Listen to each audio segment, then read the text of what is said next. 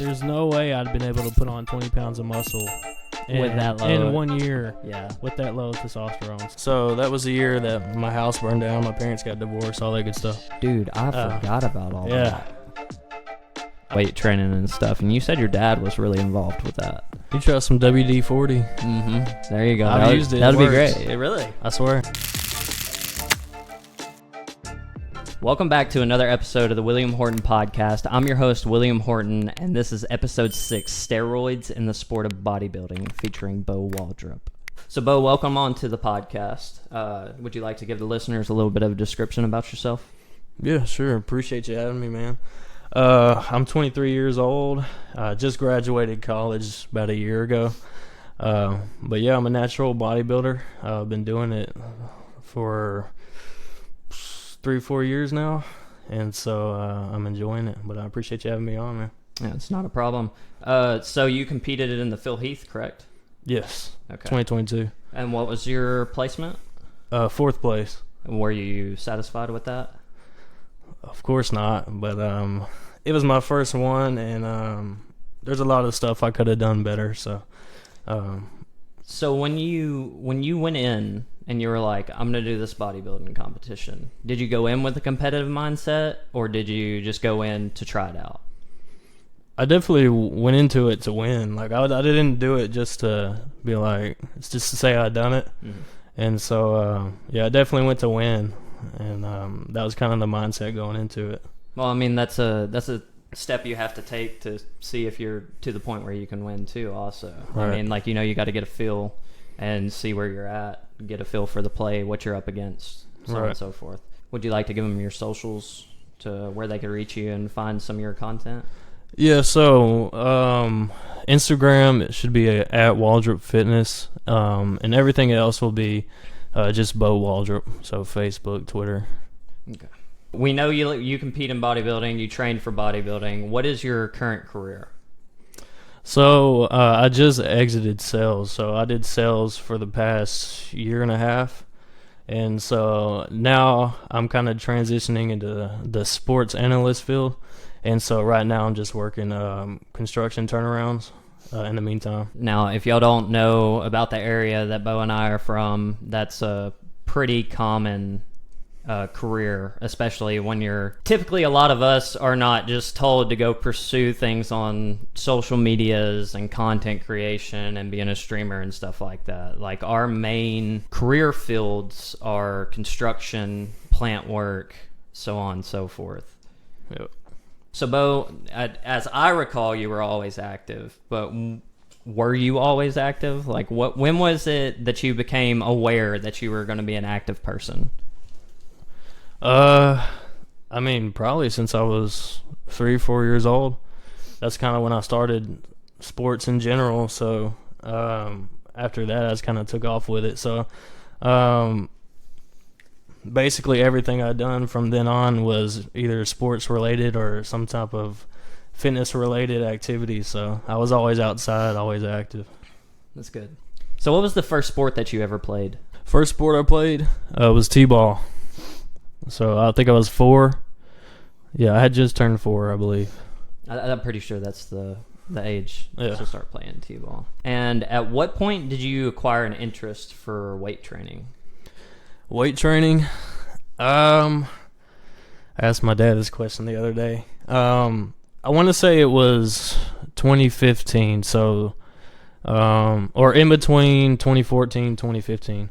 So I remember I was at baseball practice, and so we were doing drills or whatever on the football field, and I was always a small little guy, and compared to everybody else, that was my passion for the longest time, was baseball.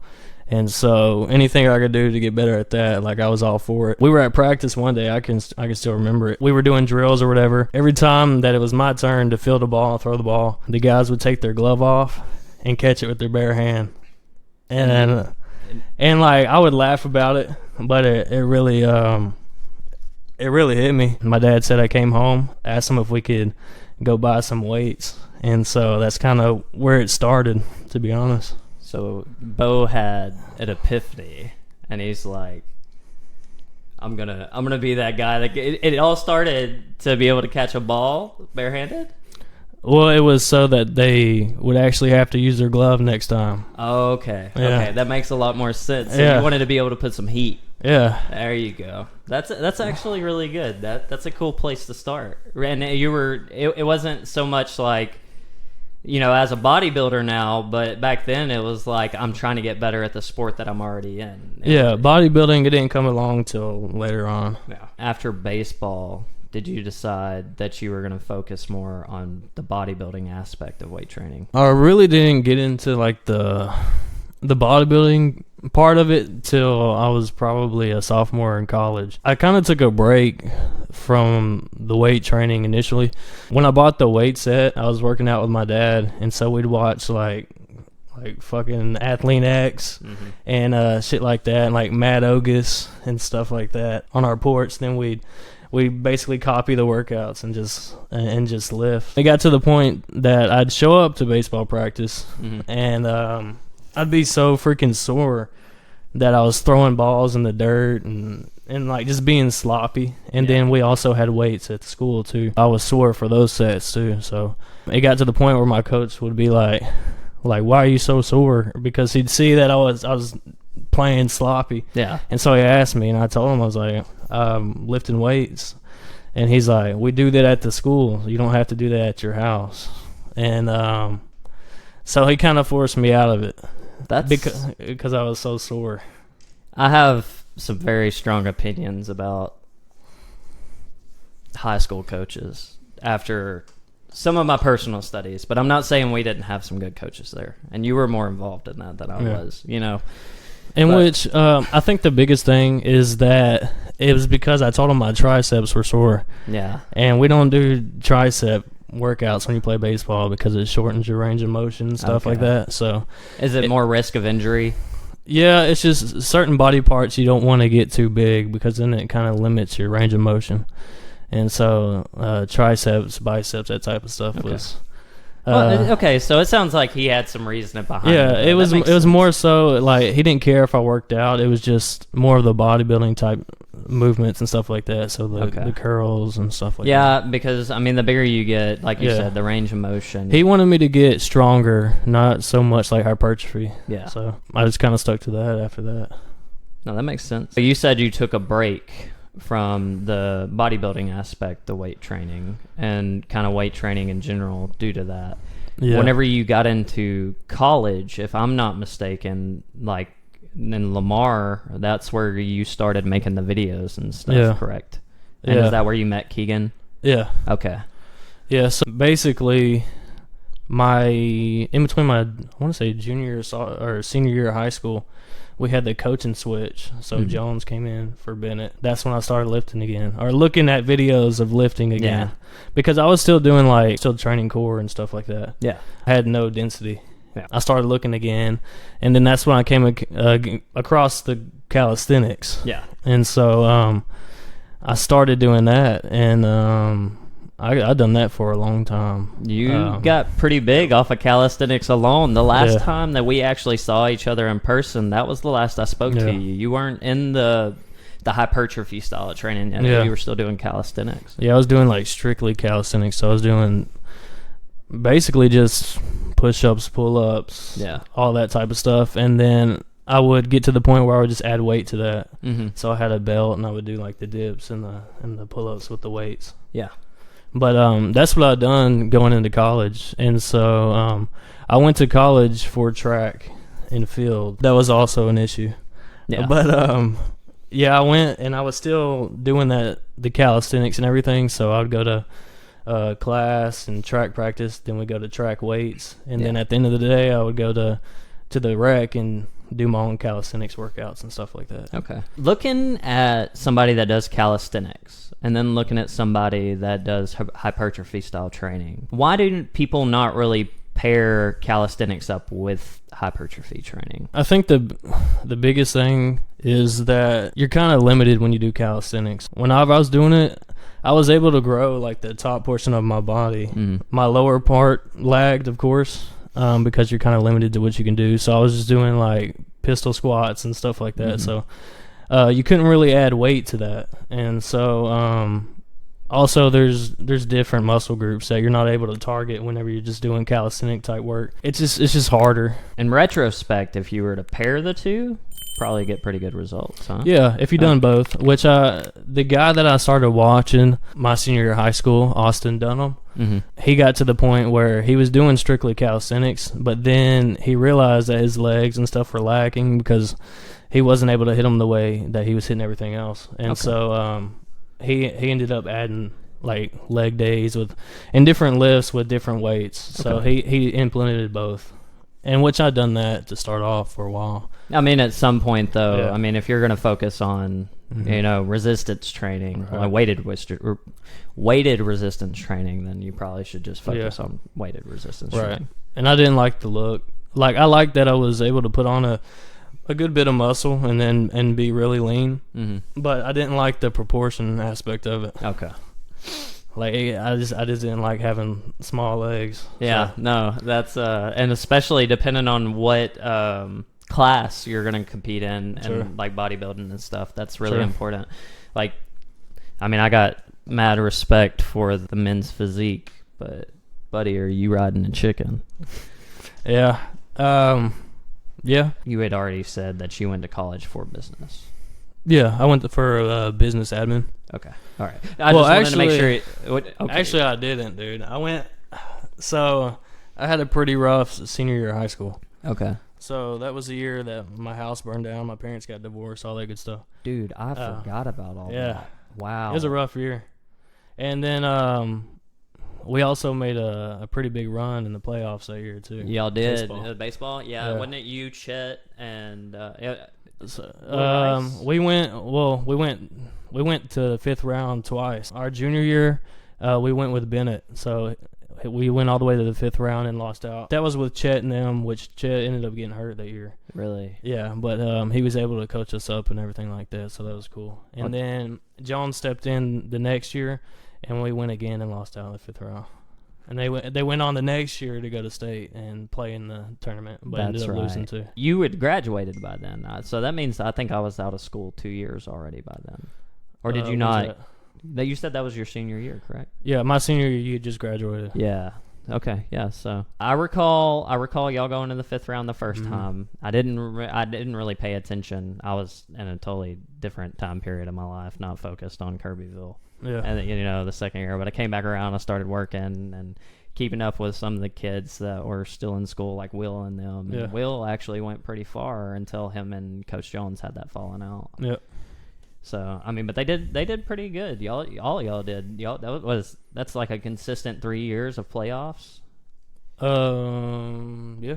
Yeah. I mean, that's 3 years, which was cool because it's the first time in school history that they've been that far. Yeah. That's a cool place to be. It's something to be a part of. Yeah, it's pretty sweet. Well, I mean, you have to also think like you had some involvement, even if. Like, y'all only made it to the fifth round. The next year you influenced that next set of kids to still be like, we're going to win this championship. Yeah. Right. And I see a lot of kids kind of, I guess the freshmen and stuff, whenever I was a senior, I seen a lot of them kind of in the same shoes that I was in. Yeah. So, like, the smaller guys, not strong enough arms to actually start and play. I ended up, being the shortstop and being defensive MVP my last year, so it was pretty sweet. Previously, when Bo says he was a smaller guy, you can see that Bo was a smaller fella, and if you look at him now, you would never thought he was that small. Yeah. I don't know what he started eating. He's going to tell us here in a minute, but I want to step back, and one more time, we're going to go back to when you first started weight training and stuff, and you said your dad was really involved with that. Yeah, he definitely was. I mean, whenever I told him, he was all for it, and I mean, it was, if I can remember right, it wasn't within a few days we went and picked up the weight set from Academy. So we drove to Beaumont and we put it in the back of the Tahoe, and it was literally just a bench set. Yeah. And so it was like the bench, and it had the bar, and then it had like 245s, 235s, and I mean, that's all you need to get started. Yeah. And then we had like a Bowflex. Yeah. So we had that for a while. I guess he was doing it every now and then. I mean, a Bowflex compared to a old. cable machine, though, I mean, it's pretty similar. It was similar, but like once you got to the point where it was pretty light, then you couldn't really do nothing. That's really all we had. We had that. I think it was like 1 or 2 pairs of dumbbells. Yeah. And this is what I'm talking about whenever I say, and I like, so I get people have health issues, and don't get me wrong, and I've definitely been in the spot myself where I put on, 40 plus pounds compared to what I was in high school, and it was not a muscle. I was straight up out of shape, bro. Like, I let myself go. I guess I was that depressed, but like, there's really no excuse unless you have a critical health issue that's life-threatening if you're working out, like I guess heart disease, but really even working out can help out heart disease. It can take some stress off of your heart, get all the fluid off of it, so on and so forth. So it's really, you don't even have to start with a weight set. You can literally, calisthenics, like we were talking about earlier, calisthenics is a great starting point. And if you can't do push-ups like your own body weight, there's different varieties of push-ups. If that's the case, you can simulate advancing the weight with weight training. So say you are a 200-pound individual, and you can't lift 200 pounds. So usually you're not going to be able to do a push-up. You probably can at least lift 100, I imagine. Hope it's not always like that for everybody. We've actually seen this instance with my wife. She has always struggled with being overweight. They had her doped up on steroids as a young kid because that was like their go-to whenever, 20 years ago. It's like, oh, just shoot them up with steroids. It'll line itself out. That's a terrible... What it does to the body for such a long time, and not being weaned off of it properly is not good for anybody, I don't think. Yeah. We noticed in her chest training, because her legs, they're massive. They've been carrying around an excessive amount of weight for a long time. So working out her legs is not hard. It's the upper body is where the struggle is. Yeah. And I'm talking about, it may be 5 to 10 pounds compared to whenever you see like an average kid going to start working out. It's more like maybe 15 to 20 pounds, being able to press. And on top of that, your joints are weaker because you haven't used them as much. And so they're not used to pressing weight with those joints. It wasn't a part of their physical activity. Yeah. And which girls are naturally stronger in their legs than they are their upper body. It's just a genetic factor they have. Yeah. And I think that's something, and like whenever I was making her program for her, that was something I kind of bypassed and it didn't enter my mind until we actually got in the gym and I got to see how the weights were working, because it's easier for me to adjust it if I can see where your struggle level is. Yeah. What had happened is she got a tennis elbow. And so we've moved on to a brace, but I've dropped her completely down. Instead of trying to push more like the 20s, we just went ahead and went back down to like 5-10 pound rep range. Yeah. And she's able to get the weight up. Even with tricep extensions, so on and so forth. And we just keep it and just try to let that muscle recuperate without putting an extensive amount of training on it. You try some WD-40. There you go. I've used it. That'd be great. Really? I swear. Okay. When I first started lifting, I was doing skull crushers, and I had a problem with my elbow. And Dad's like, "Go get that WD-40 over there." Just rub it in. And I rubbed it in. I swear. The next day at school, I was telling everybody. Man, I'm telling you, bro. I think it works. The stuff through the podcast,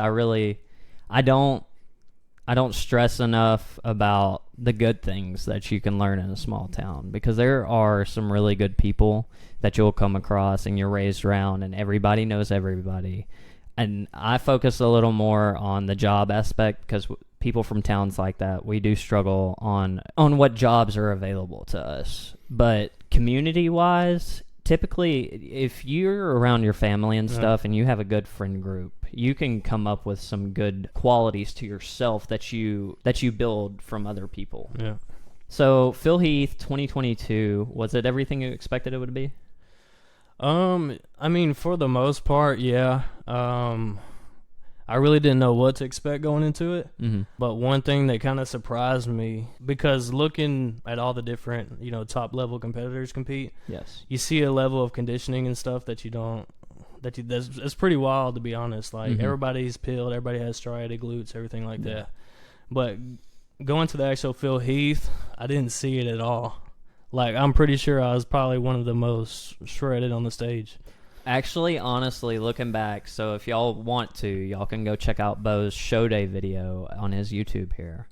And, like, if you look in the background whenever, because, you know what, I'm cool like that, and I go and actually watch the people I interview's videos. And, like, looking in the background, you can actually see what your competition was. And other than you had you and he was a Hispanic-looking guy, and he had some pretty nasty lats. Sure. But but there was only 2 guys that I was really like, man, they're bigger than Bo. But other than that, the rest of your competition wasn't. I mean, they didn't look like they needed to be in true novice. There is a few ways that you can support this channel, and first and the biggest is be sure to listen to every ad that you come across whenever you're listening on some type of platform like Spreaker, Spotify, iHeartRadio, etc. Another way is to use my referral code. Use my referral code to get you some raw nutrition products. Wow! This is the glazed donut flavor. So far, this is the first one I've tried since I've been an ambassador with them, and it definitely did not let me down. They are doing a great job at Team Raw putting these products out. If you use code MASTERFUL, you will get 10% off on your purchases, and that's at getrawnutrition.com. If you would, though, click on my link tree and click the referral link, use the code MASTERFUL, and you will get 10% off of your order. And the last and final way to support this channel as of right now is the tip jar, also in the link tree. Just the tip, please. Well, yeah, a lot of them are pretty old. Yeah. Especially the guy that won. He's older. Yeah. He's probably in his 40s, if not.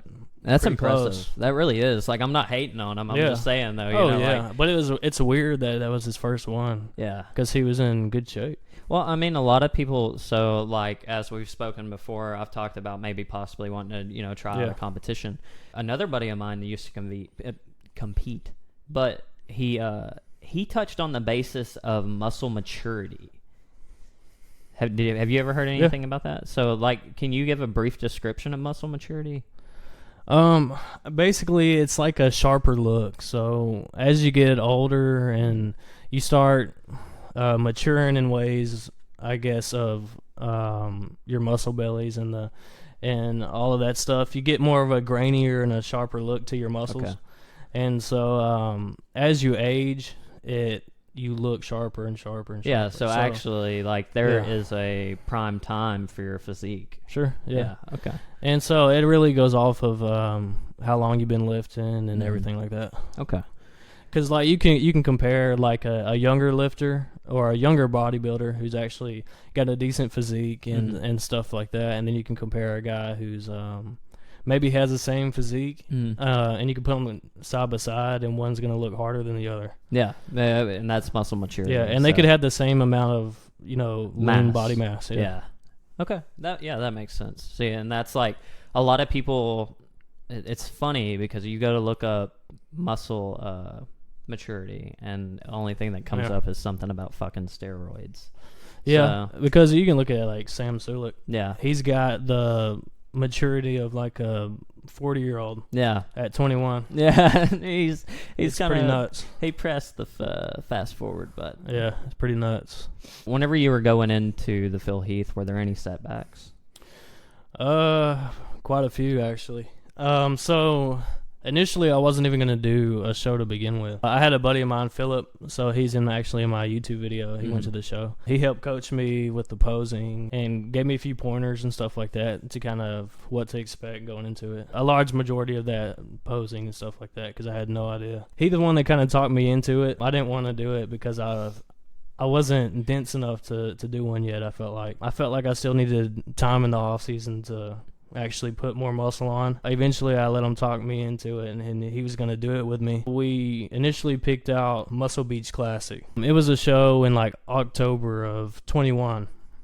And so I started prepping for the show at 190 pounds. Okay. I needed to get down to like a buck for 140, 145. Yeah. I was shooting for 143. That was the number I had in my head, and that's the number I stepped on stage at. Okay. And I had a lot of weight to come off. I had like 50 pounds to lose. Yeah. In bodybuilding, especially as a natural competitor, you have to come off of the weight slow. It's not like you drop the calories like way down and then just do it till you get to 140, because then as you get leaner, your body doesn't have much calories to go off of, so it starts feeding on the muscle instead of the fat. Yeah. And so you can get away with it in the first month or two or really just the first month, to lose a little bit more of the water weight and stuff like that. But as you get closer to the show and everything, like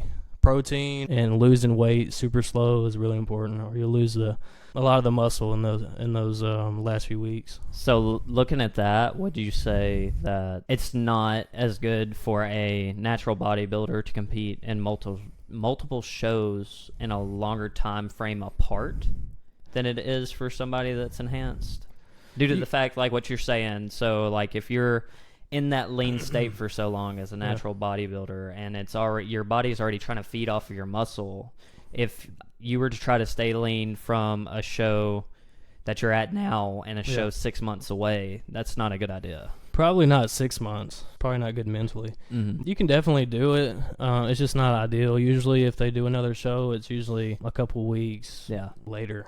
So do most natural bodybuilders, like they try to hit, if they're going to do a show, they try to do multiple and then the same run? And the goal is to qualify for the next and then the next. And yeah. So you're not just doing, I mean, some people will be like, they didn't bring the look they wanted to in the first show. Yeah. So they're like, I'm going to give it a couple weeks and do this one to bring a better look. Some people will go to a show and they'll try to qualify for a pro show. Okay. And so go to a pro show, win, and qualify for a national show. Yeah. And that's if it goes the way you want it to, though. Yeah, yeah. And, like, in retrospect, if you didn't take home the qualification to be able to go on to the next one, some people would even try one more show just to see if they can get it that time. And with some people take it a little too far. Like, if you're doing, like, 3 shows, the difference in the second and the third show is not going to be that big of a difference. Unless you just like look like complete crap. Yeah. In your first and second show,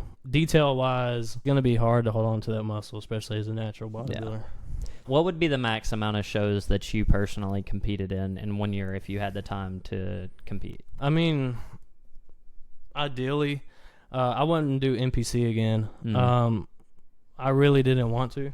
But I know that they are more local shows. Yeah. So they're just easier to get into. I would say probably 2 or 3. My ideal goal is to compete in the WNBF, which is a natural federation. Okay. And so I hadn't really looked at the details yet because I'm still spending time in the off season trying to grow before I even kind of look into the different organizations, because there's a lot of different natural organizations. Yeah. Which I know that I want to be a part of the WNBF, just going off of, influencers and stuff that I follow. Yeah. And I know a couple of them are in a couple different ones. That's the one that kind of stood out the most to me. But I would definitely probably try to go pro in the WNBF. Eventually go IPE Worlds is ideal. Which that would be pretty nuts to win a world show. That would be pretty nuts to win a world show. I mean, you have to think of how many people are coming from different places. Oh yeah, and they look good, dude. Yeah. They're not like, they don't carry the same exact size as like, somebody who's enhanced or an NPC pro or anything like that, IFBB pro. Yeah. But they look pretty darn good. Yeah. I honestly, We'll get more into that in a little bit. But let's revisit the setbacks of getting ready for the Phil Heath. Yes, we had that show picked out, the Muscle Beach Classic. So I started at 190, and so my goal is to get down to like a buck 43, which that kind of put me because we started in, I think, June or July we started. That didn't give me but I think 20 weeks or something like that. Yeah. To get ready for the show. And ideally I wanted to lose no more than 2 pounds a week. And so doing the math off that, I would have had to start losing a little bit more than that. My fear was that I wouldn't be ready for the show, and that's the last thing I wanted. Like, if As I was in, gonna being too big, or no, just not lean enough. okay. Basically, we started the prep and everything like that, and it was going well. I was losing weight, and then he was going through some health problems at the time, and he ended up opting out of the show. Okay. And so I don't know how long. I think I had already lost like 20 pounds. Yeah. And so I was like, well, I'm not going back now. I'm already here. Yeah. So. I've already lost like 20 pounds. I decided not to do that show because I wanted to make sure that I was ready for the next show I done. What I done, I kept dieting, and then I went to like a maintenance stage, kind of held for a while. It was at least a couple months, and I was like, well, I'm going to do a natural show. Okay. So I was like, I'm not even going to do, NPC show. I actually looked into another show at the end of the year, and it was the Texas Cup. It was the last show of the year. So it was like a December show. And it was a Texas what? It was called Texas Cup. Okay. Yeah, so it's a pretty big show, but I heard that it wasn't that great that year. So is it more of an amateur show, or is it all around professional, like they do a whole? Well, I mean, it's an amateur and a pro show, I believe. Okay, so the NPC, IFBB, same kind of concept. It was an NPC show. Okay. But I was looking into doing that. I ended up getting probably lost another 15, 20-ish pounds. Or actually, no, probably about 10, 15 pounds. But yeah, so I had the Texas Cup picked out, so I wasn't doing the Muscle Beach, so I was going to do the Texas Cup. Gradually losing weight from there. As we got closer to the show, I realized that I wasn't as ready because we ended up doing like vacation and stuff around that time. I was in the point in my head where I was just like, I'm just going to relax and not rush anything. Yeah. I decided against the Texas Cup, and so I was looking at the natural shows. Okay. And so I was looking at the beginning of the year, the natural shows. The closest one was, I think, a March show. So it was in March. So that's a big gap. Was that the closest one? Was that the Phil Heath? No. So the Phil Heath was in April. Okay. But the first natural show of the year was in, like, March, I believe. Okay. And so that was a Tennessee show. I was going to do that. And that was a part of the WNBF. So I was going to do my first show in there and kind of get my name in there. Oh, that would have been, I see where your mindset was. Yeah. There. I was going to do that one. And it was fucking nuts, dude, because literally a couple weeks out from the show, they got canceled. Oh, my God, dude. And so I was like... imagine if you would have been trying to get into that in 2020. Yeah. The years after 2020 they were just as bad, I think, because people are trying to decide, are we going to proceed to do this? Or are we going to take the risk of the COVID spike again? We'll say that, Yeah. And so that's damn near 7-8 months that I was prepping for the show. Hey, you. If you like this episode, be sure to hit that like, subscribe, and notification button so that you know whenever there's a new episode about to drop. We had a few technical issues, but we're back because I can't keep anything updated. WNBF show, March, and then you ended up canceled. At the Phil Heath. Yeah, okay, so the WNBF. Yeah. Your WNBF, it got canceled in March, and that's what pushed you to do the Phil Heath in April? Yeah, because it was the first one. Okay. I was like, I'm not doing it any longer. Yeah, and having to cut any longer probably wouldn't have been too good for your physique. No, I mean, I didn't feel too bad, to be honest, dude. Like, I know a lot of people, like, when they get that lean, they start feeling groggy or, not less really energy. Yeah, zero energy. Yeah. I mean, I think I was still, pretty energized for the most part. And which I don't know if that's because I was working or whatever. I felt good. I mean, it was more so just like the mental aspect of it. So like, there was a lot of stuff that I was restricted from, a lot of stuff I couldn't do. And far as like date night and going out to eat and like quality time and stuff like that because I was always eating. I always had to work out, cardio. And so that was the hard part, is just that I hated not being able to spend the quality time with Anna or with, my family or friends and stuff like that. Because it's a selfish sport at the end of the day. Yeah, whenever it comes down to it. I mean, if you look at a lot of the bodybuilders and stuff, and like you look back at Ronnie Coleman and the way that he described it, but he was always eating. He was always trying to stay lean. Mama cooked my meals for me, and my sisters, they helped out and this and that. But still, at the end of the day, the only quality time you get is sitting down and watch me eat my meal. And that's why I tell a lot of people, especially if you're in a relationship or you're married or whatever, if you choose to go down the bodybuilding road and like to compete and stuff on a consistent basis, make sure you take that into consideration, because it's a lot, dude. And I've seen a lot of influencers and stuff that have went down that road and lost a lot of relationships because of it, because it's tough. And that's, it really just depends on how much you want to be in it, I guess. Yeah. In which that's something that should be talked about too. Yeah. And that's something I talked to her about. I'm always gonna do this, Like, are you gonna be here? Is this something that you because if I didn't do this, I wouldn't be happy. Yeah. And so if I'm not happy, then I can't have a happy relationship neither. So. And that's a really healthy relationship discussion. And not a lot of people want to have that. They don't want to be like, hey, look, dude, this is me. This is what, if you're really wanting to be with me, this is what I'm doing. And she was supportive the whole time. And that's great. And that was awesome. Because, that's a long time. That is, that's damn near a year. Yeah. And so she was supportive the whole time, which I'm grateful for. No, that's awesome. That's amazing. That's good stuff to hear too. And like, I hope, and the point in this podcast, is kind of showing people that want to try to get into bodybuilding, or in this episode anyways, is, there are better ways to go about it than what your mainstream social media influencers try to project bodybuilding to be. It doesn't have to be toxic. It doesn't have to be, let me go shoot up 3 bottles of Trimboline every so many months and get super freaking jacked. And I'm not taking shots at anybody, but I don't believe that's a lifestyle that everybody should be trying to live. Like, there is a very select few of people that can really pull it off, and that it's worth for them to even try to pull off anyways. And then, honestly, choosing between life and being, let's say, an enhanced bodybuilder, that is, I think I would choose life. You know what I'm saying? Like I said, I entertain the idea of doing some natural bodybuilding, maybe a competition or two, just to see. Yeah. It would be more for me. It wouldn't be for everybody else. It would be proving something to myself.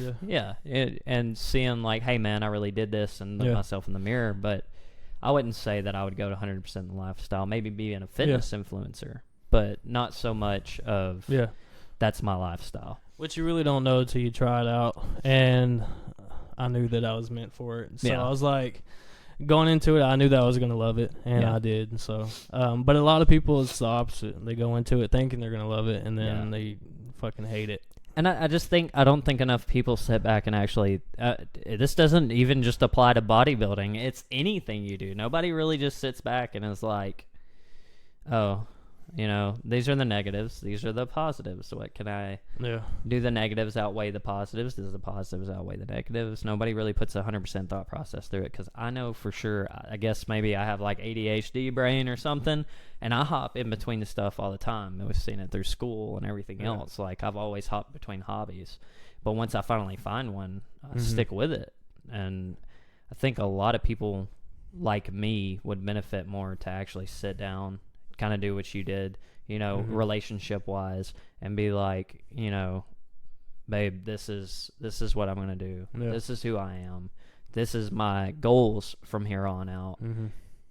Do you feel like we can make a life together this way? And that's something, it's a serious thing to think about. And that's being selfless and considerate more than what, like I was saying earlier, your typical bodybuilder. You said it was selfish, but the way you went about it doesn't seem very selfish to me. It just seems like you and your loved one have to be on the same basis. And so when you would have like time to get quality time, you really just have to take advantage of that. Mm-hmm. And other than that, I mean, you're just doing you at that point. Yeah, which it wasn't like I discovered it in the middle of the relationship neither. I brought it into the relationship, which I met her at the gym. Yeah. And so she knew that I was involved in that. And so she knew because her mom had done a couple shows as well. Her mom's a personal trainer. Oh, that's pretty cool. And so she's done a show and she hated it. Oh yeah. Yeah. She was one of the ones that went into it. Yeah. Yeah. But she knows everything that goes into it, and she's supportive. So that's all. That's awesome, dude. I think you kind of won the lottery there. You got the C-bum thing going on. Like what's this old lady's name? She did the bodybuilding and stuff too. Yeah. So she was a pro too. Yeah. That's pretty neat, bro. I didn't.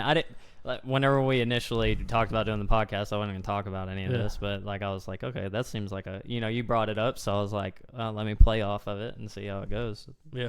So what did the cost and what all places did you have to go to get signed up for these competitions?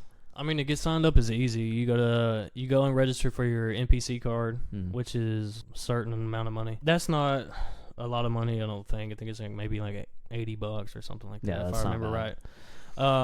But you do that, but then you gotta sign up for the actual show. So you go on the show's website, and so like it's like philheath.com, whatever. Yeah. Then you go and you choose a class or classes, whatever you want to do. Yeah. That's gonna be a number of dollars too, which was pretty expensive. So you do that.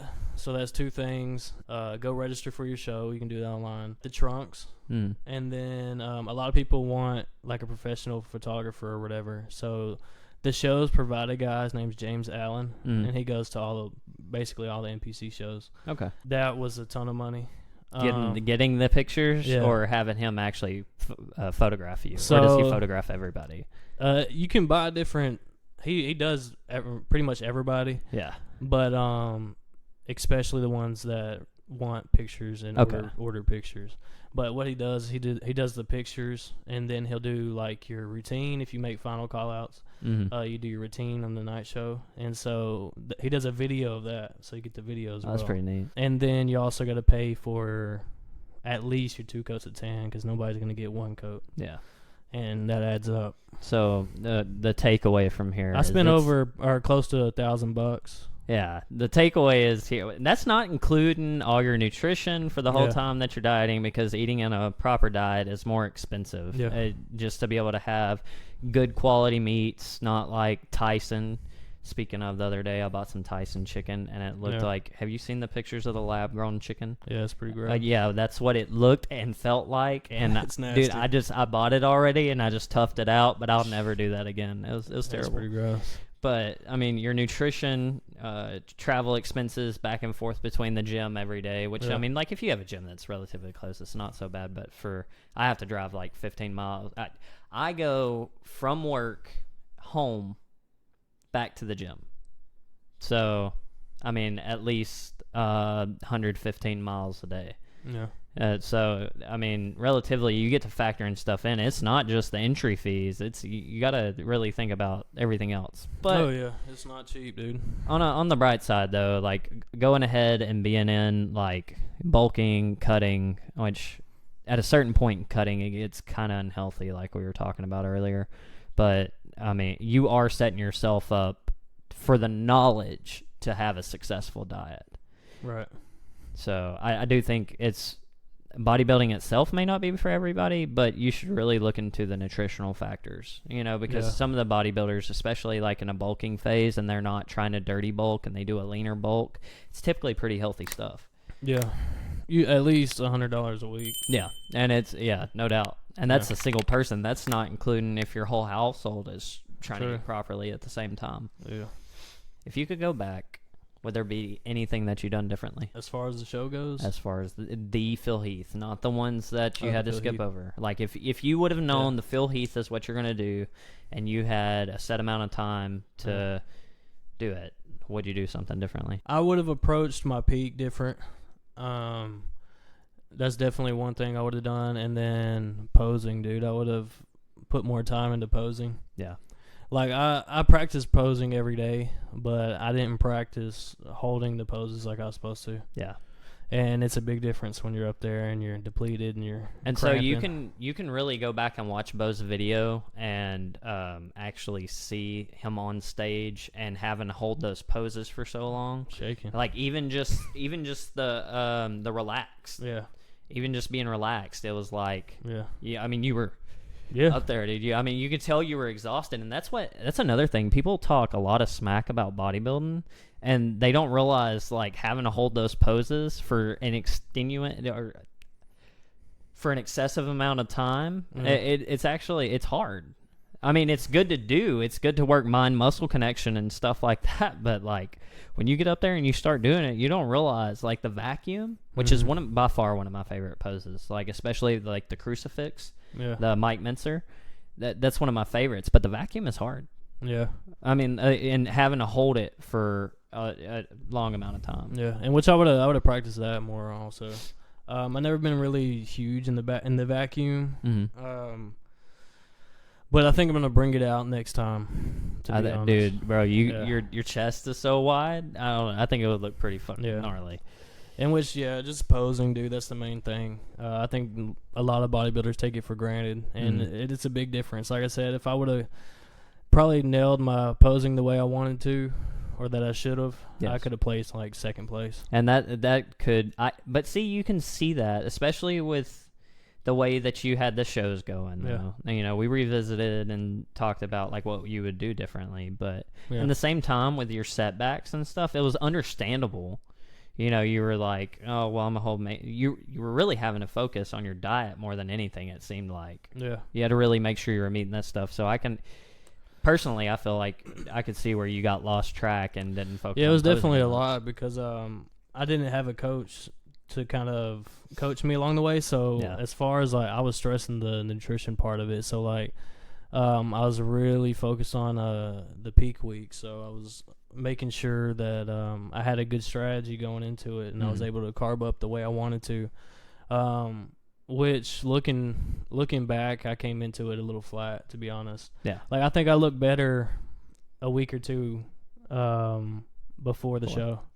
I think if you go back and you can look at my Instagram, so like all my photos in March, I probably look better than I did on the stage. Okay. At the end of the day, what was your favorite part of the whole process? Definitely the training. I think it was just being able to really just going off the reactions and stuff of the people around me. So like being 190 pounds and then going to 140 pounds, that's a drastic difference. And then when somebody sees you and they don't see you for a couple months or whatever, they're like, dude, what the hell?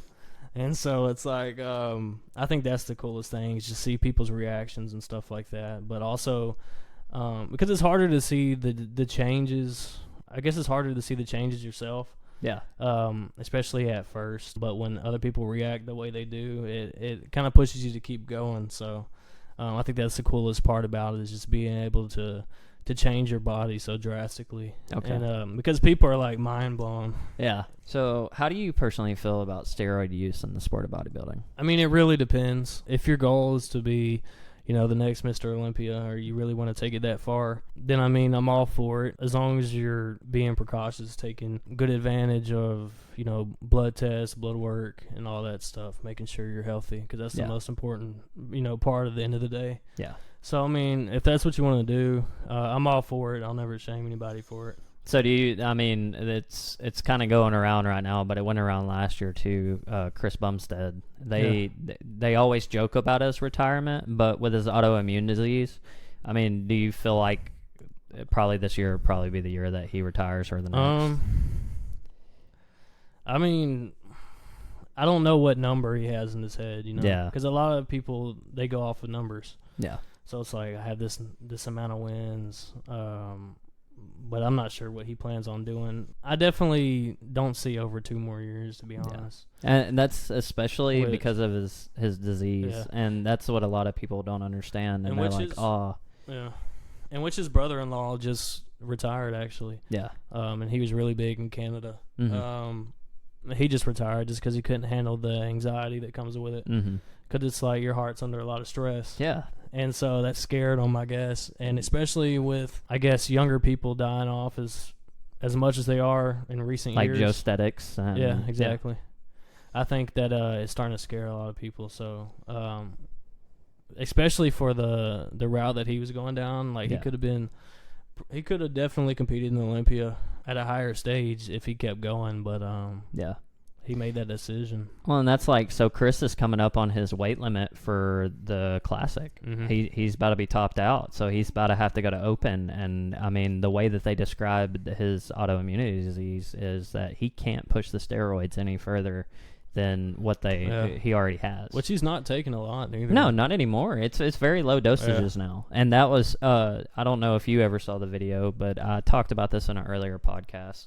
But he was talking about, kind of what you were saying. Make sure you take care of yourself. Make sure you're getting the blood work done and everything. He said, because you never know, something like this might slip up on you. Yeah. And that's literally what he said. And that's where Chris Bumstead earned like 100% of my respect through and through, was something like that. And just being honest. Which he's very smart about it. Yeah.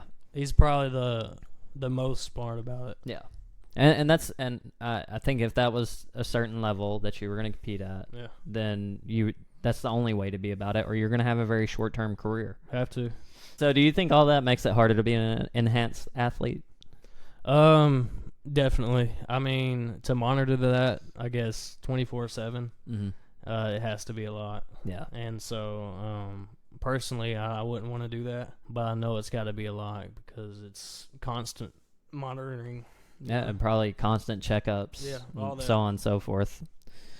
It's just, I feel like I'd have too much anxiety to do it. Yeah, same here. I'm too. I barely like. I chew tobacco, and I'm like, oh, dude, my tooth hurts. I got cancer. I'm just like, I'm too paranoid for any of this. That's not something I ever have to worry about. Yeah, I got other things to worry about. I'm a big health freak. Yeah. Do you think the NPC and the IFBB could do a better job at keeping the two types of athletes separated in divisions, as in natural and enhanced? Because it doesn't. I don't think they do a very good job. Well, I don't think they do at all. Yeah. Because honestly, as a natural bodybuilder, you're setting yourself up, I guess, for failure. Yeah. Unless you've done what you wanted to do in the natural federations and you've maxed out, in terms of that, and you're like, hey, let me go and try to perform on this platform. Yeah. That's the only, I guess, logical way I see it. But yeah, you're just setting yourself up for failure. So I mean, as far as, the NPC shows, separating that, like, I feel like it really don't matter. Yeah. Because the way you can manipulate testosterone, they can manipulate their testosterone, their test to look like, that it's lower, so it wouldn't really matter, and they can still claim natty physique. A lot of people are doing it today anyways. Yeah, I'm sure. Yeah, like Alex Eubank. But taking shots over here. Maybe I'll get noticed. Maybe I'll be a big social media influencer. Would you coach anyone on PEDs? I mean, I've thought about it. Honestly, I would, but I wouldn't. Like, I'd prefer natural, just because I don't know everything that goes into drug use and cycles and stuff like that. Like, I don't know anything about that, so I'm not gonna pretend like I do. Like, I feel like if you coach it, you have to have some type of either experience or knowledge in that field, and I don't have any. I don't know if I would ever want to take that upon my shoulders of being, and somebody being like, "Oh, did you know your athlete was?" It could really harm your reputation. Oh yeah. I mean, unless that's like what you went in for, and that was your complete goal was to coach enhanced bodybuilders. So I know a lot of, I know them. I listen to a lot of natural coaches, and they kind of steward more towards natural athletes, but every now and then, like if it's the same athlete and they decided to go down that route, and they've been coaching them for years. Yeah, well, they're going to stick with their athlete. Yeah, and so that's the cases in which they'd stay and do that. As far as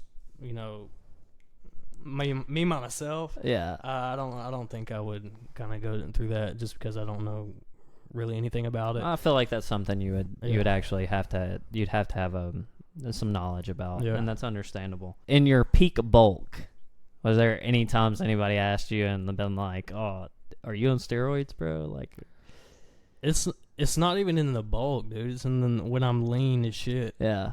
Because they think it's like magic. They're like, bro, you didn't even look like that. And I was like, I didn't have any fat on. Oh, But man. I mean, people joke, but like I had a guy when I went back home joke about it, but it wasn't anything like accusations or anything. Yeah, no, it was okay. But I think I personally still have like a natural look. No, right you now. do, and that's Yeah. if you were to put you, like, maybe we can do that. We might do a side by side over here. If you don't see a side by side, that meant I was lazy. But we can do a side by side of, you know, like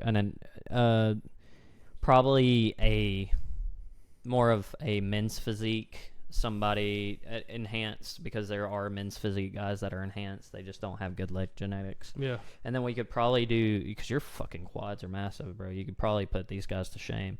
You could put you and them side by side, and kind of we could give a perspective of, like, natural bodybuilders can actually be, you know, pretty fucking big. Yeah, you can. I think it's just people don't want to put in the work to get to that level. Yeah, they want the shortcut. And the first accusation for somebody big like that, like if somebody would have seen you, like you were talking about, like a lot of these people on social media today would be like, he's on steroids immediately. It's when it's when they see the veins and stuff like that they're like, steroids. Yeah, just immediately. Like, no, dude, I just lost a shit ton of weight. Yeah, like I am like super lean right now. What do you think about people being so open about PED use today? Like, as in, like, social media, like Trend Twins, all them. It depends on the way you go about it. I think you gotta be careful, because especially with the Sam Sulek stuff, I feel like he needs to address it at some point, because I feel like he has a lot of influence on the younger generation. Yeah, and so they're gonna, if he doesn't talk about it, they're gonna dig into why he looks the way he looks. Yeah. And so a lot of people that age, if they don't know the cons of it or anything like that, then they're just going to do it. Yeah, there's a lot of potential. Because I remember when I first started working out with my dad and stuff, we would just look online at different stuff, like test boosters, all this different stuff, because they're like, obviously they look the way they look. And I'm glad I didn't take anything or do anything, because it could have affected my health. Yeah, especially when you're younger term. like that. Yeah. I mean, like, really, Sam Sulek is, on some, because like I said, I have a study coming up that I'm going to discuss here in a minute, but really the more primetime age to do these kinds of things is more like 24, 25, and that's just low dosage. That is like just seeing if your body's going to take to these steroids. And I'm not a fitness guru or nothing. This is just what I've learned on the internet, and just kind of trying to bring to the table for the younger people that see Sam Sulek and everything, is that usually around this time period, you're experimenting with low dosages. So more like my age range. Yeah. And then when your muscle this goes back to the muscle maturity. And once your muscle maturity is up and everything, you begin to start increasing your dosages, and it gets super fucking complicated. Like, and so just imagine being a 16-year-old, and you're like, you see Sam Sulek, and you're like, Sam Sulek's only 21. Sam Sulek is only 21, and I look like this. He's literally just 5 years older than me. But what they don't realize is the effects of testosterone and everything is going to have a way worse effect on them earlier on than it is for him, because your puberty is not even going to go like it's supposed to. It's even worse. Yeah. And really, a man doesn't initially stop growing, maturing until they're around 24, 25 as well. And that's why they say that. That's why they tell you just, keep your dosages low at that time period, let yourself fully develop, and then you would go on what they call blasting. And Sam's pretty early. Yeah. I mean, for sure. I think he's not even been lifting for that long, to be honest. Like, I think compared 3 to years. a lot of people. 3 years? If I'm not mistaken, the video that I watched, 3 years. And that's nuts. And genuinely, I like Sam as a person. It's just, like, you're right whenever you said, he really needs to address it. Like, I'm not judging him. Like, dude, if that's what you want to do, that's cool. And you're great influence on this younger generation. But, like, maybe you should let them know, like, they addressed it on Hostile, and they were like, oh, well, his blood work came back great. Yeah. And, I mean, that's fine, but what about his blood work before y'all decided to get blood work done on him? Because we know he was doing something. You definitely got to, I hate to say it, but you definitely got to scare your audience. Yeah. It's a scary thing. Yeah, it is. People are dying early because of it. Yeah. And it's not something that should be put off, and I really don't feel like Hostile. I like some of the athletes in Hostile, but at the same time, I don't like what they're doing with Sam. It seems like they're trying to put it off as well and just make their money off of him. Yeah, I'm sure. I mean, like, honestly, they do have some really good athletes. They make some really good points. They have a great podcast. They're way more experienced with fitness and stuff than I am.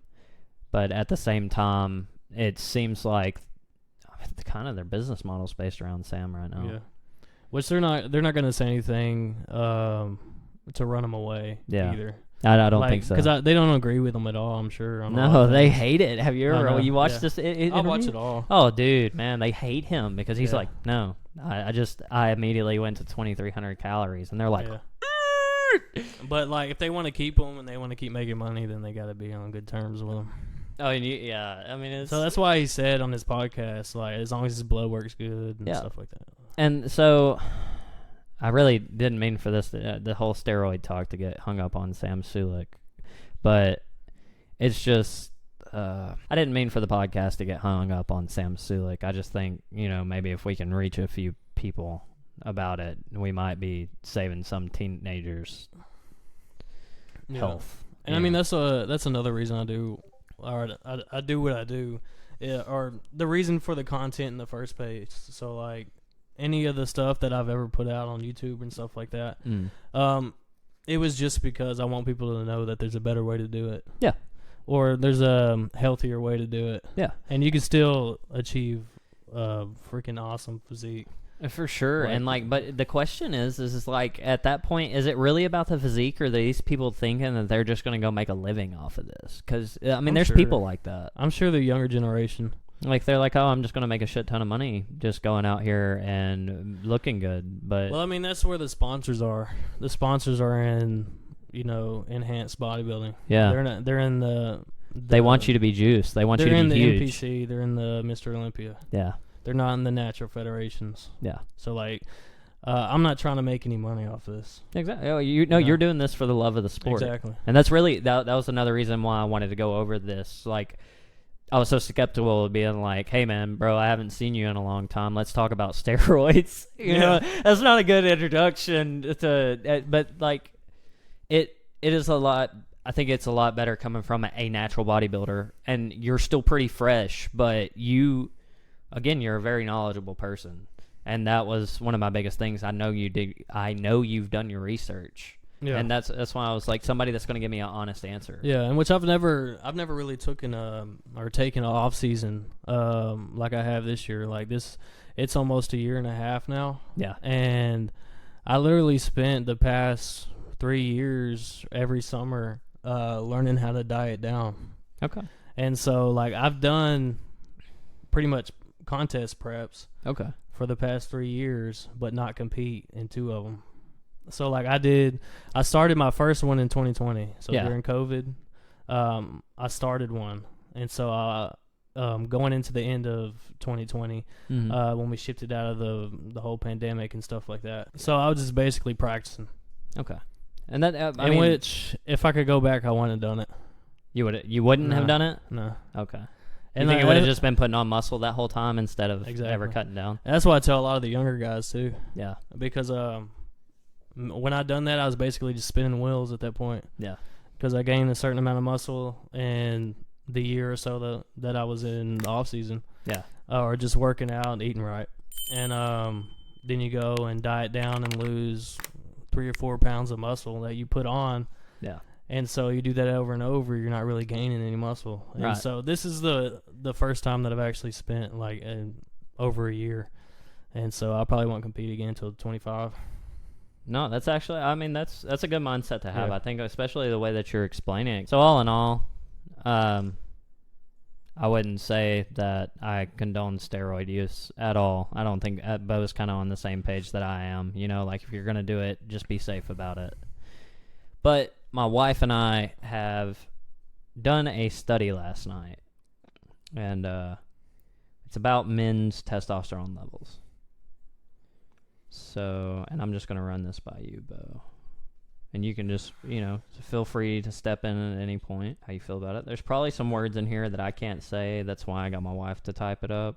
I went in there and I was like, babe, it's like, I've really been thinking about something. And I'm like, I wonder how many men today actually have low testosterone and how hard it is for a man with low testosterone to get it treated. Because our diets have changed so much. We eat so much processed foods, which there's ultimately barely any studies done in America, but in plenty of other countries where they talk about how processed foods have tanked men's testosterone. Everything we pretty much ingest, but apparently in America it doesn't work like that. We're great. We're the red, white, and blue. But so, have you ever actually looked into how the foods we consume today affect testosterone levels in men? Yeah, absolutely. Mine's actually pretty low. Really? Yeah. I was surprised.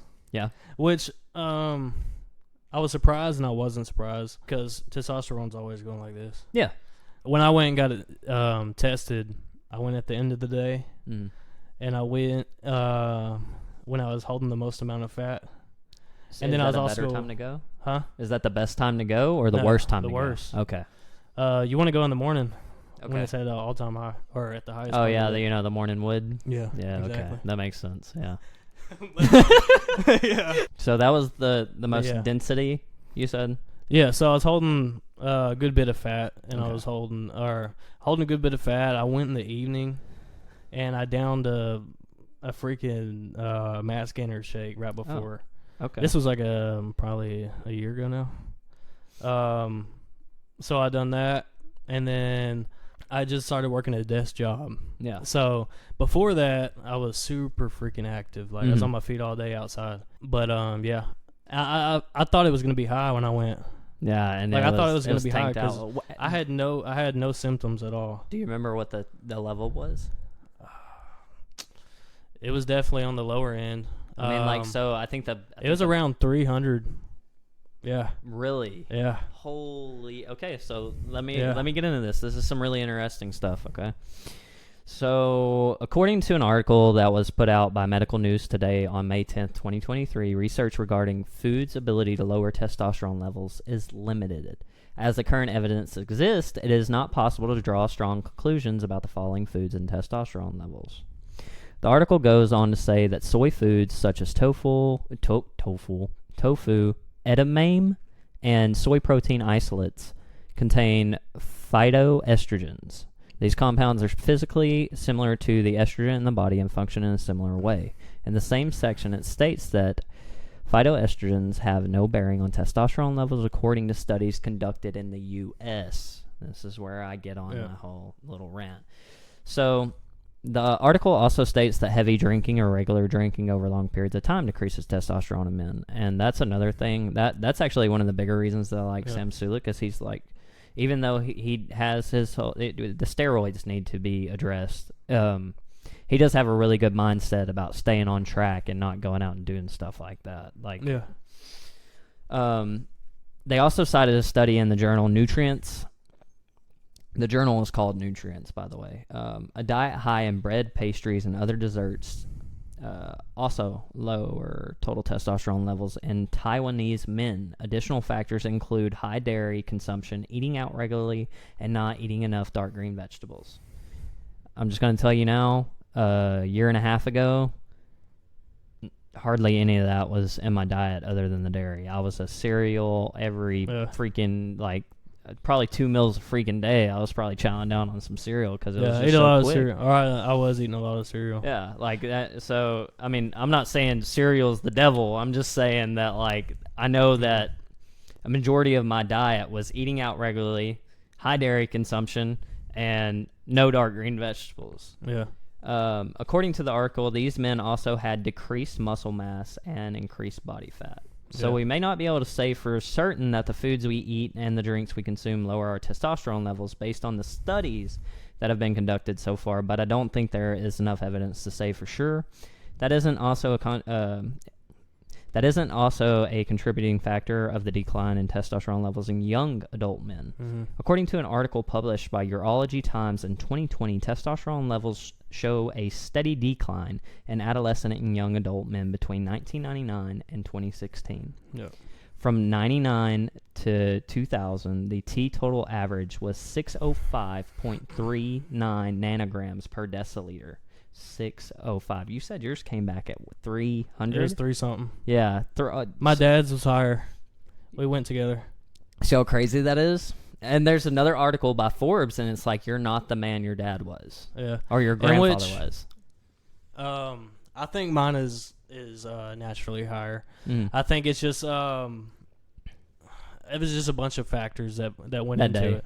Yeah, well, it wasn't even the day. It was just that time frame Mhm. In my life. So, like, I think stress is the number one killer. Yeah.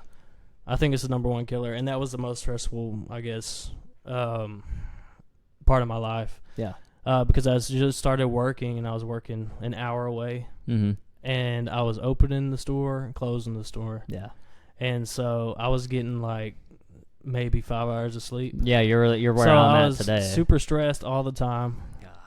And 5 hours of sleep, I was probably, I'm not as big as I was right now, Yeah. but I was holding the most fat I've held in a long time. I was sitting at the desk all day. Yep. And all that kind of contributed to it. And then also I wasn't eating enough cholesterol. Mm-hmm. And cholesterol is a big one too, because there's really only 2 ways that cholesterol can go. It can go to cortisol or it can go to testosterone. Mm-hmm. And so if you got too much stress in the way, then that's where it's going to go. Yeah, it's not going to go to test. It's Yeah, going to go exactly. to... Okay. And so I think that it was just that point in my life. I mean, if we just look at the times today, everybody's stressed. It doesn't matter. Yeah. I don't care who you are. I think that's the biggest thing, dude. Unless you're like a multi-millionaire, I Yeah. don't care. You're stressed. Yeah. You can be a millionaire right now, and inflation is so high. And which I think that's why we suffer from it so much rather than our dads and grandpas and stuff like that, is because there wasn't a lot of stress that they had to go through in terms of like expectation. Mm-hmm. So well, like, not I only feel that, I mean, we're looking at the world every day, right here, every single day. You It's know, they had worse. news on the TV, but you could just turn the news off. This is right. It doesn't matter. Like, I can forget that I downloaded a certain app. Ding, ding, ding, Yeah. ding. Bro. I mean, it's like all right here. I'm stressed out for somebody else. I don't even know because I'm like, dude, what happened? Yeah, and it's all about expectation in society. Like they knew they were gonna go to school or whatever, and then after school they were gonna go to work wherever it was. It wasn't like I have dreams to do this, which there was some, but like most of the time it's just like I'm gonna graduate. Yeah, they knew what they were raised around. They were. I'm gonna go to work. Like there's nothing to stress about because they wasn't optimistic for anything. Yeah. And And I think there are. I'm not saying it because I'm an optimist. I'm an entrepreneur. You know, like I go through, and those are things that I want to do. I don't want to be like that. Yeah. And it's nothing against it. That is honestly, it's probably a less stressful life if I were just content going to work every day and just buying me a house and then I can start my own little clothing thing, and I could probably live. Well, you're not worried about nothing because you're not focused on the future. Yeah. On what you should or what you're wanting to do instead of what you're doing. I say that honestly, that's a pretty lavish life. I mean, if you think about it, like it would be nice not to. If have you're stress. satisfied with it, absolutely. Exactly. Saying I'm not one of those people, and I know you don't seem like to be one of those people either. No, and so it's one of those things that can. Hormones are different, man. Yeah. Like It they're can get easily wild. swayed. And so it's really hard to pinpoint the issue, which I had a lot that I need to get out before I do another test. Yeah. So we'll see. I'll probably cut down to a much leaner state before I do it again. Yeah. Which I wasn't eating a lot of cholesterol neither. I had cut it out because I didn't like eating all the fatty ass food. And Yeah, stuff I'm like not that. a very so fatty like, food guy. when I actually plugged in my calories, because when I get to a certain point in my diet, when I'm eating the same thing every day, I quit looking at it, and so I'm not looking at the nutrients and stuff like that, because I already know what I'm eating. All I do is add to it, and so when I actually after the test, I went and looked back, and I done my research and everything, and I looked at my cholesterol levels, and I wasn't eating enough at all. Really? Yeah, so obviously I'm not going to. Oh, so your body was just it was tanked. It's the backbone. Yeah. So I definitely made that change, and so it's been a while. I still feel good though. I think it was just a time frame issue. Like if I go back and I lose the weight, get a little leaner, I feel like I was good, because even like a few weeks out of my show, like you're supposed to be fucking beat and tired. I was energetic. It's all good. I don't know, man. The average was 605.39 nanograms per deciliter. From 03 to 04, it was 567.44 nanograms per deciliter. 2011, 2012, it was 424.96. Yeah. These are averages. However, there's a slight increase in the next few years. To 2013 to 2014, it was 431.76, and then 2015 to 2016, it was 451.22. So I mean, it did begin to start going back up. But if you go back and look around like 13 to 16, that was when people really started taking health a lot more seriously. A lot of fitness stuff was blowing up. You know, it's like, oh man, how about we try to eat healthier, so on and so forth. The bodybuilding community didn't really come back until Bumstead stepped up and didn't make it a toxic freaking wasteland of what it was prior to him coming back up. So yeah, we're still nowhere near where we were in 1999 and 2000. That article states that obesity and BMI, body mass index, overall diet decreases in exercise and physical activity, marijuana, and environmental toxins could all contribute to the decline. Elevated BMI was associated with reduced total testosterone levels. So, I mean, you said that you didn't have as much body fat on at the time, or you had more? I did. You did? I had the most I've ever had. Yeah. And it was just it's a bunch of factors that kind of factored into it. Yeah. But what was weird, and I didn't think it was real at first. Like the results, I thought they got it mixed up or something. But because I had just done the body scan, so like I do a body scan like at least like every quarter to track progress, lean mass, stuff like that. Yeah. But it was, they say like the levels that came back to me was like almost woman type levels. Yeah. Like pretty close. And so it was like, there's no way I'd been able to put on 20 pounds of muscle with that low in 1 year. Yeah. With that low testosterone. So it didn't make any sense. And so I came up with a conspiracy that it's just a money game. I think it was just like they want you to get on it. Like they want to be able to prescribe it to you. That's what's cool though. See, we're on two different sides of the spectrum. I think that they're trying to feed men estrogen. Yeah. And but really they could be trying to do both. That's why I don't know. I think that's why they fool with the limit and stuff. Yeah. Or like the average range. I think they fool with it a little bit. Yeah. And we won't get too far into that one because, I mean, I'm not big enough and I don't feel like getting canceled right off the fucking bat. So we'll go back to the obesity and BMI. Ahead. Personally, I find it interesting that the BMI of men is considered to be a key player in T levels, but no one wants to connect the dots on how our BMIs get out of control. Sure, there are people who overeat, don't get much physical activity, etc., and that is kind of expected there. But then you have guys that don't overeat, work really physical jobs, hit the gym, whatever, and are still overweight. Yeah.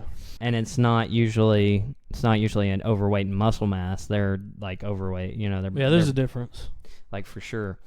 But they're still overweight, and it begs the question, why? Can we not draw the conclusion that the food we consume, all the fast food, the processed food, is lowering our testosterone and killing us? All this stuff is backed. I got one more, and it's the American Urology. The association states that anything under 300 is considered low T levels. However, the CDC drops that standard down to only 264. The CDC, people. The fucking CDC. the most reliable people we've ever come across. However, the CDC drops that standard down to only 264. In males, the 2022 guidelines state the normal testosterone range is between 300 and 1,000. The Cleveland Clinic states that after 30, T levels decrease by about 2% each year. Testosterone levels peak around 19 and then begin a gradual decline as we age. All this you can find at www.auajournals.org. I'll have the actual link posted in the description. But yeah, I mean, that's our little study that we've done, and nobody wants to say America is not doing the study. All these, they're American journals, but none of these statistics really came from America. Yeah. Other than the CDC stuff, which, Yeah. I mean, the CDC is global as well. You gotta make their money somehow. Oh, yeah, definitely. Bo, thanks for coming on to the podcast, man. Thank you for letting me use your living space, coming and invade your home, and hold you hostage to this podcast. Appreciate it, man. But guys, y'all be sure to head over to Waldrup Fitness on Instagram. Yeah. You can find his link tree there. I've actually been talking to Bo about updating his link tree so we can get more of his socials on there, and y'all can actually get to see some of his other social media. But other than that, this was the William Horton Podcast. It was great having you here, and y'all have a good one.